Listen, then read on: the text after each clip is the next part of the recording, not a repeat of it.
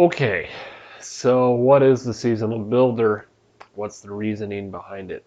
Well, because of the way the seasonal calculator works, if you change a trade in January, even if the other 11 months are exactly the same, if you change anything in January, you get a whole new strategy. So say you're working with strategy 70,000, okay, 70000, and you have 12 months worth of trades, and you change January, and you say it's already trading on the 10th trading day to S fund, and you trade it to the 11th trading day, or you just change the fund it's going into. It's a very small change, and it only affects January. But because a strategy in TSP Calc world is a full 12 months worth of trade information, that minuscule change in January generates an all new strategy. So even though those 11 months didn't change, it's a whole new strategy, which means that because of that effect, there is an impossible number of strategies that are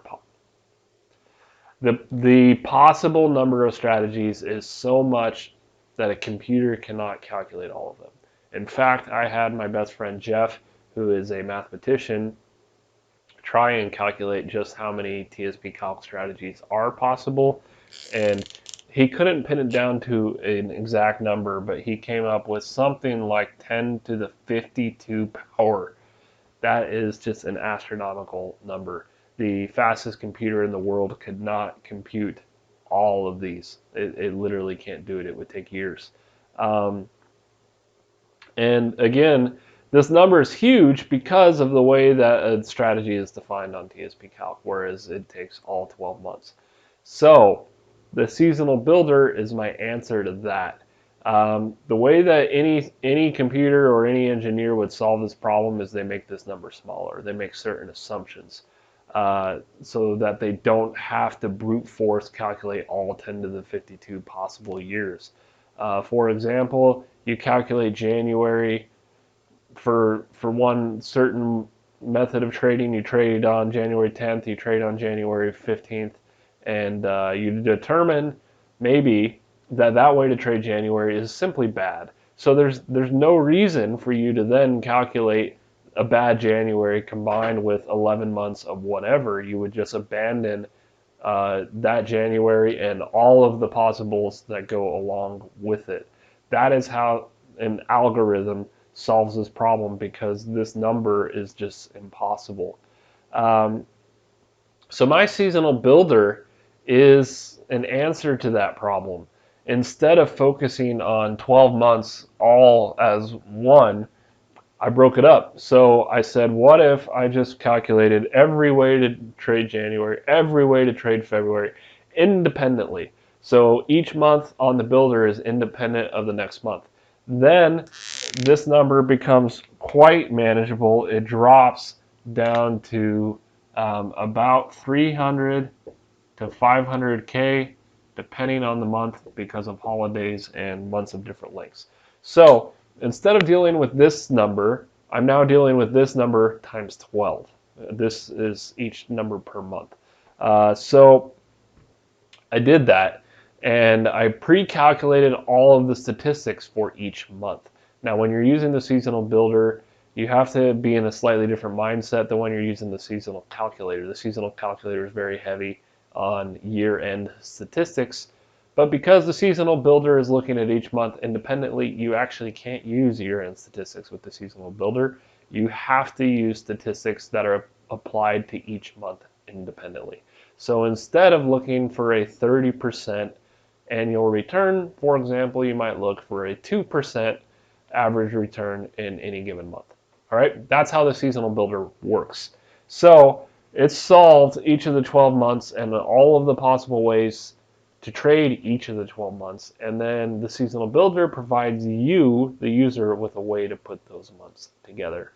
Because again, you have to put 12 months of monthly methods together in order to have a so-called strategy which you can use in your account year over year. So this becomes more feasible. And because of this, because this is actually a complete solution, unlike the seasonal strategies table. Remember, the seasonal strategies table, which is part of the seasonal calculator, has like 80,000 strategies in it right now. Well, that's 80,000 out of a possible 10 to the 52. Therefore, that table is inherently biased because it was built by users and we can't look at the entire picture all at once, so there is some bias inherent to that. Well, the seasonal builder is a complete solution. Every month is complete. There are no ways to trade a month, at least according to the TSP Calc model, that haven't been calculated already. And therefore, it's a complete data set, and that allows us to make wise choices. We can do something called blind testing. And this only works with the seasonal builder. You cannot do it with the seasonal strategies table. I don't know how many times I can hammer that point home. So what is blind testing? Well, we have data from 2004 over to present. And at the time I make this video, we're up to the very end of 2019. All right. So we have data covering this range. Well, using the seasonal builder, what you can do is you split this into two pieces. So let me get a red pen. We're going to split it at 2010. All right. So on January 1st, 2010, we have no knowledge of everything to the right. We have no knowledge of anything that comes after January 1st, 2010, right? So what we can do is we use this side, we use this over here, that data set, to build a strategy in the seasonal builder. And then once we get a full 12-month strategy, we test it on the second data frame. So from 2010 through 2019, we test it.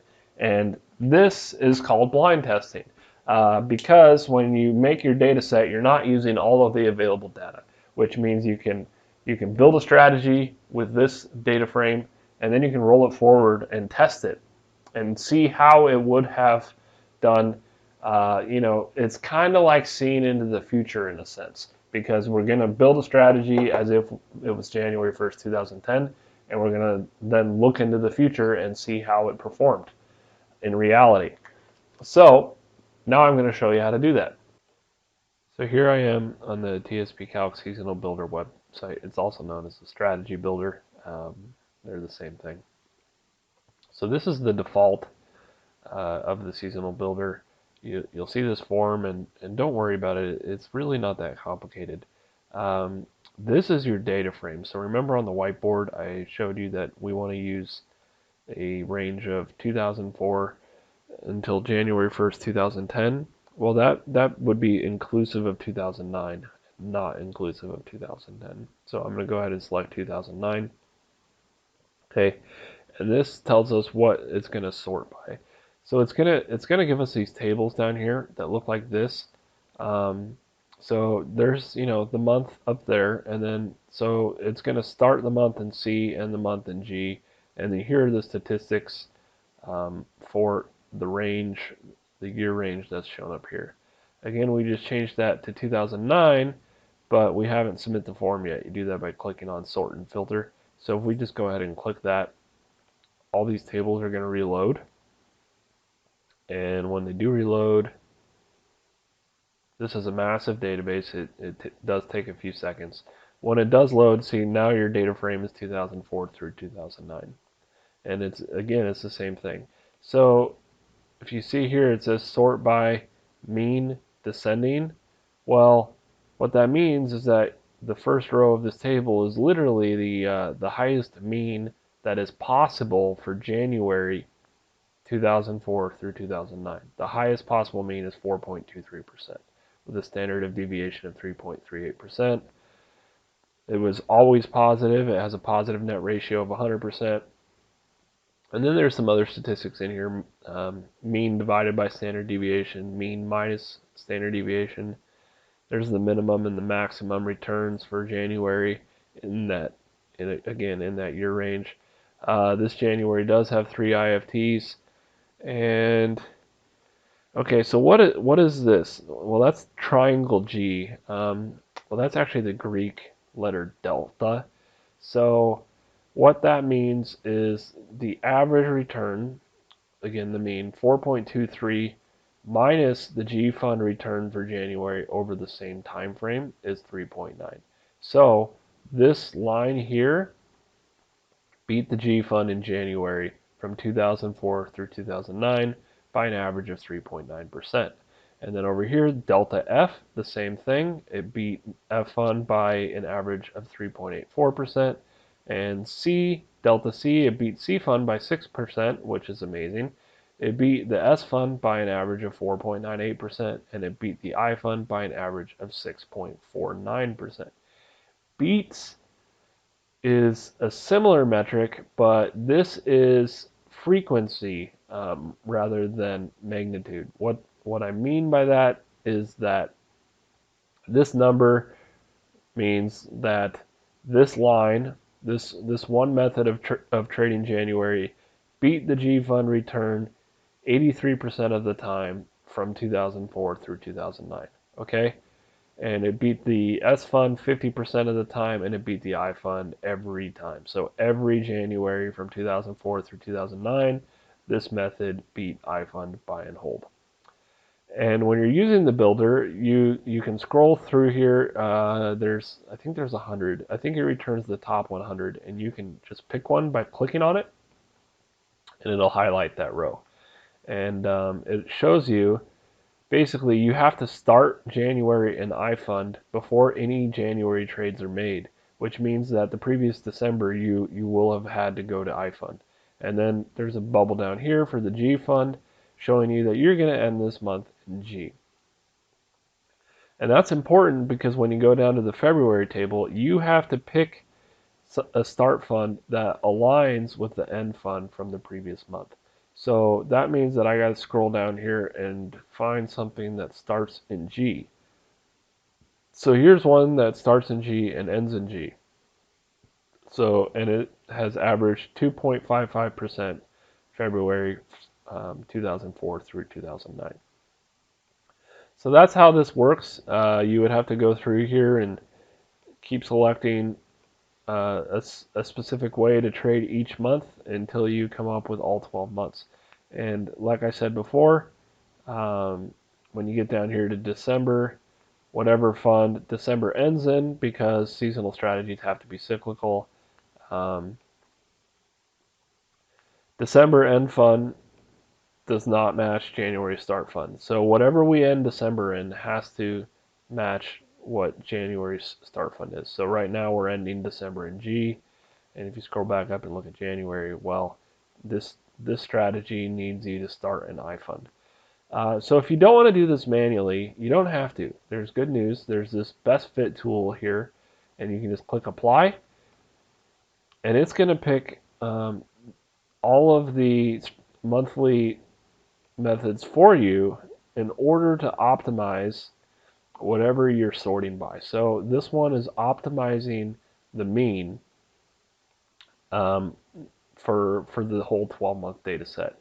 So it made selections for us, and now we can come down here, we can submit to calc. And that's going to send us back to the seasonal calculator, and it pre-filled this table, the calculator for us. And so now we're looking at strategy number 90656. And because this strategy was built using 2004 through 2009 data, right there, that's the year range that it's going to show us by default. We can go ahead and change that. So this is how you do blind tests. We built a strategy based on these 6 years of data. Let's go ahead and compare that to CS and iFund. So for 2004 through 2009, this strategy kicked butt. Look at that. It just wiped the floor with the other three. But what happened after that? And this is where we get into, you blind test it by looking at a time period that was not included in making the strategy. So what happened from 2010 through 2019? Well, That strategy that one that we made in the builder has averaged 9%, compared to buy and hold, which has done about 14% in the C and the S. It did beat the iFund's 6.7%. So what gives? Well, this is a perfect example of why you should not be looking at this 63% average annual and thinking that you're going to get 63% every year going forward, because things change. You know, politics change, investors change, the market changes, business cycles change, everything changes.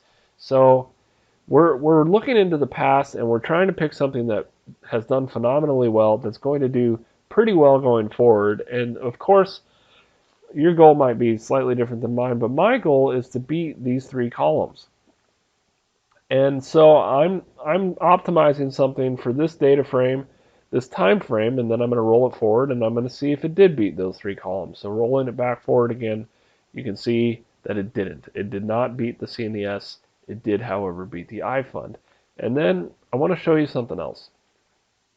So you can enter numbers in all of these fields here so that you can set floors or ceilings for all of these values. But one of the more useful things is you can just say, I don't want to spend any time in a certain fund. And look what happens when we turn off G and F completely. And then you click sort and filter again, wait for best fit to load, click apply. Again, we're using the same year range, 2004 through 2009. Scroll down to the bottom, submit to calc. Okay. Again, we're going to turn on C, S, and I.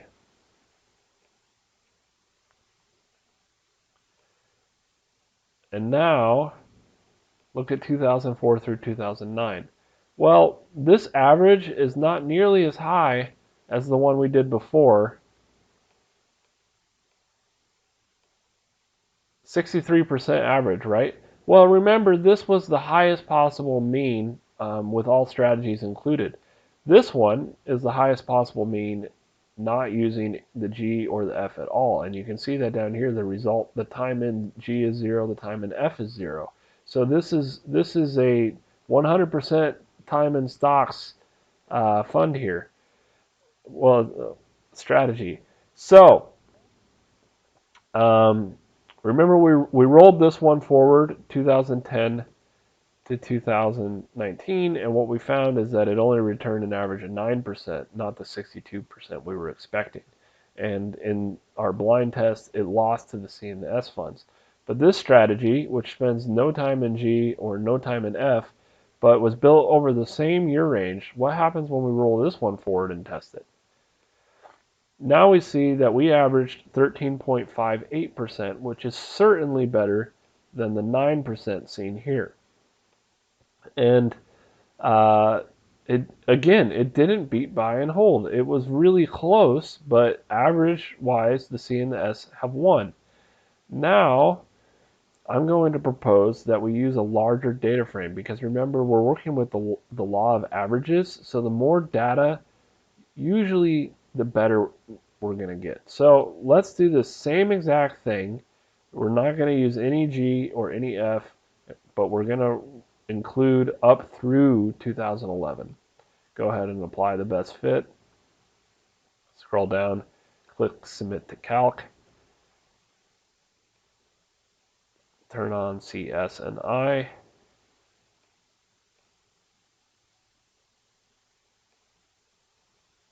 Okay, so again, this strategy was built using through 2011 data, which means I want to start my blind testing in 2012 forward. And 2020 hasn't even gotten started yet, so I'm just going to turn that off. Okay, look, 68981. Again, 0G, 0F. It's averaged 15.4% since 2012. So its blind test result was an average of 15.4 compared to 15.5 and compared to 15.38. So already it didn't beat both, but it was damn close to the C fund.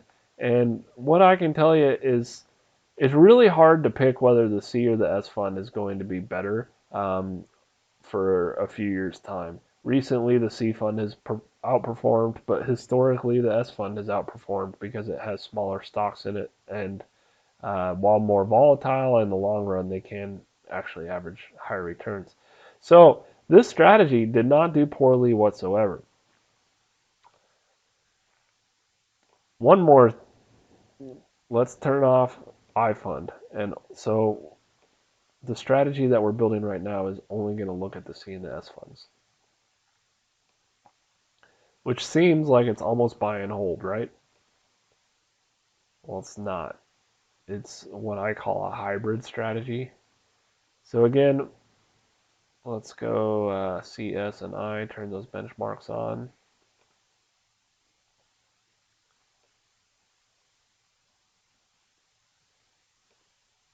So 2004 through 2011 is what the strategy was built on. It did really well compared to the C and the S, right? But we want to blind test it, so we're going to go to the next time frame, 2012 through 2019, and look, it has averaged a whopping 17.98% compared to the C and the S. So this strategy, this is as close as it gets to proving that this method works, the methodology of a hybrid buy and hold that only switches between the C and the S funds, which is what I personally am going to start following next year, and that is because of these blind tests. This blind test blows that out of the water, and I haven't found anything yet. You can play with the builder. That's kind of what it's for. And in fact, if you go to this blind test table here, a lot of these have already been ran for you. So this case one, these numbers come from the seasonal builder. So here, they're only using 1 year of data, which for this row, this was blind tested on 2005. So that means that it used 2004 only to build a strategy. And it was blind tested on 2005 and it returned 8.8%. So you can look through these tables and look at the very bottoms, and you can see how 1 year of data rolling forward each year has done kind of poorly compared to buy and hold, which is listed right beneath it. C, S, and I is all right there. And you can go over, it gets a little bit better as you increase the number of years that you're looking at, except for that one. That sucked. But there's 9.8, there's 6.27. And then you can scroll through and look at these different cases. Here's highest mean minus standard deviation. So instead of just looking at mean, how that table's working, go to the builder and you click sort by mean minus standard deviation. That's what this means. Sort by mean standard deviation with all funds available. And so here's the results of that down on the bottom. And so these tables are what informed me to pick a CS only strategy in the first place. And you can, like I just showed you, you can do your own blind tests. And so let's use a larger data frame, 2004 through 2015. Again, I only want to look at the C and the S funds. And I'm going to optimize for mean.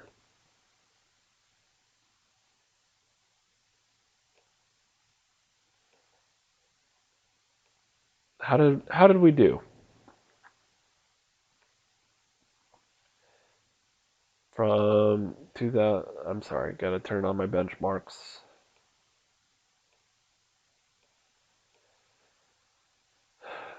So I use the data frame through the end of 2015, so we want to look at how it's done 2016 to present. Compared to the CS and I, well, it's won by about 2.5% over C, a little bit more over S, and it certainly beat I.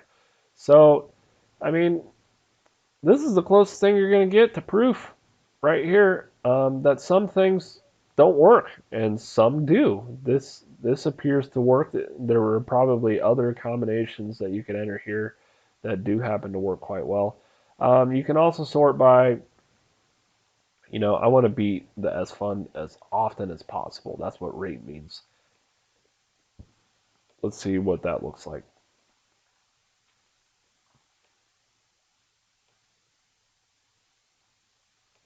So, again, this is applying to every month, so that means that we're looking to beat the S fund in each month as often as possible, not necessarily beat the S fund on the annual column. So, let's compare it to the S fund. And again, we looked at 2015 as our final year of data, so let's blind test it on 2016 through 2019. Well, we have averaged 14.09% compared to the S Fund's 13.32. And then you can compare that to this other strategy, which was this was optimized for mean instead of optimized for how often it beats S Fund, and it averaged 16.94. This one averaged 14.09. So, I mean, you have to run these tests a lot in order to get a good feeling for what works and what doesn't. But this is a very good option. Again, 68687 was made on the seasonal builder using a 2004 through 2015 data frame, simply optimizing for mean with G, F, and I turned off. Oh, finally, everything you enter into this form is applied to each of the 12 months, but you can also click this button here, turn on monthly filtering, and then that same form is now reproduced in each of the 12 months. So you can go through here and say like, well, I want different criteria for February than what I had for January. So you can get more specific. That's the seasonal builder and an introduction to how to use blind testing, and I hope you've found this very helpful.